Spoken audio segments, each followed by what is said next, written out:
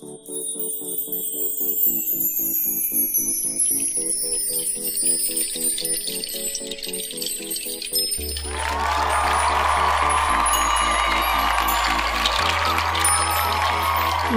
సహాయము చేయవాడను నేనే.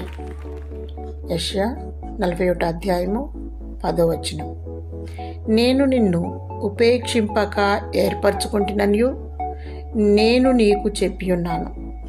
నేను నీకు తోడై ఉన్నాను, భయపడకుము. నేను నీ దేవుడనై ఉన్నాను, దిగులు పడకుము. నేను నిన్ను బలపరుతును, నీకు సహాయము చేయవాడను నేనే. నీతి అను నా దక్షిణ హస్తముతో నిన్ను ఆదుకొందును. కరువు కాలములో ఏమి తిందుమో ఏమి త్రాగుదుమో అని ఆలోచించకు, అధైర్యపడకు. నిన్ను పిలిచిన వాడు నమ్మదగినవాడు. నీ చింత యావత్తు ఆయన మీద వేయము. మనుష్యుడు రొట్టె వలననే జీవించడు, కానీ దేవుని నోట నుండి వచ్చి ప్రతి మాట వలన జీవించు. ఆయన నీతిని రాజ్యమును మొదట వెతుకుము, అప్పుడు అవన్నీ నీకు అనుగ్రహింపబడును. జీవాహారము ప్రభువైన యేసుక్రీస్తే.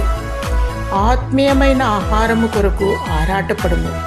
పరలోక రాజ్యము కొరకు ప్రయాస కలిగి ఉండుము. దీన మనస్సుతో దేవుని పాదముల చెంత మొరపెట్టుము. దేవుడే నిన్ను ఆదరించి బలపరచునుగాక. ఆమేన్.